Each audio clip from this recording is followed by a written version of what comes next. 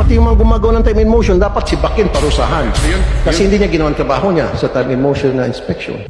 What kind of monitoring system do you have in place to ensure that Pakyawan is not being abused? Kasama din po yan sa inspection program kasi po yung checklist ng inspectors. Meron pong classification ng payment of wages. At kung nakita na may pakyawan, kailangan titignan po ng inspector yun. Yung time in motion. Kung may time and motion study na sinusunod ng tama. Hindi naman po bawal or illegal per se yung pakyawan kasi po may mga ibang instances na yung rate sa pakyaw ay mas mataas pa sa minimum wage rate. At kung meron kaming nakita na ganun, okay din lang naman na pakyawan na ituloy nila kung may kasunduan naman sila sa kumpanya. Pero kung bababa po yung based on a time and motion study, yung pakyaw rate po nila sa minimum wage, ay magkakaroon ng correction order. Ano ang guarantee na itong nag-a-assess o nag-inspect ng time and motion ginagawa ng tama yung trabaho at hindi sila nagiging friendship ng company na kanilang in-inspect? Kaya po nang nasabi ko kanina po, pwede din i-follow-up inspection yon. Ibang inspector po ang po pwedeng pupunta po doon. I'll tell you what, sir. For me, gusto kong sibakin na yung pakyawan eh. Why? In my experience sa mga manufacturing companies na pinuntahan ko, a worker has to work at least 15 to 16 hours para lamang kumita siya ng minimum wage. So nakakatipid yung kumpanya ng 4 hours, 5 hours in overtime. Do you see that?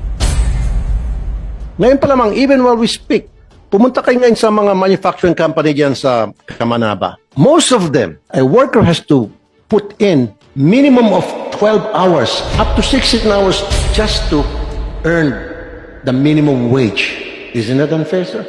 Definitely, Your Honor. And what have you done about it? Kailangan po namin paigtingin yung inspection dyan. Kung may makikita na mali, ay kailangan strict enforcement ang ating labor standards po. Pati yung mga gumagawa ng time in motion, dapat sibakin, parusahan.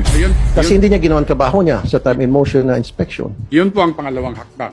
Ayusin yung rate base sa maayos na time and motion study. Dapat po kasi kahit yung minimum wage earner, dapat kung ibangga po natin sa piece rate, dapat at least minimum wage ang kikitain niya sa trabahong 8 oras. Kung lumalampas yung oras at pareho pa rin ang kanyang natatanggap dahil sa piece rate, ay merong posibleng underpayment na po yun. Kunyari, pag-usapan natin yung mga nagbabalot ng mga produkto. Magsiset sila ng number of product na magawa nila, ma-fulfill nila. But they still have to be paid the minimum wage. Pagdating ng 3 months evaluation nila, kapag hindi nila nagawa palagi yung nakaset na number of products na dapat nila nabalot, then pwede silang tabi muna sila or hindi muna sila pagtatrabahuin or something like that. Magkakaroon din sila ng kunting sanction pero dapat minimum wage talaga.